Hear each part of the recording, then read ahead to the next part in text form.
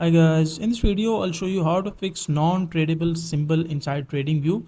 Now first of all, select the currency or the pair that you want to select. Let's say I want to go with the BTC or USDT or BTC, and select your, you can say, the spot or broker. Let's say I want to go with the Binance, select it, and let's say I want to buy.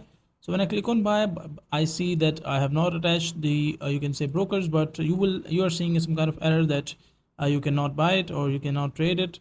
So the main reason behind that is you need to change your broker. Let's say if I already attached my Binance with it, and once my Binance is attached, I click on buy, so I face the error. So after that, what you need to do is just change your broker to Bybit or OKX or any other wallet that you have. Change the wallet, attach it, and then click and buy, or you want to sell it.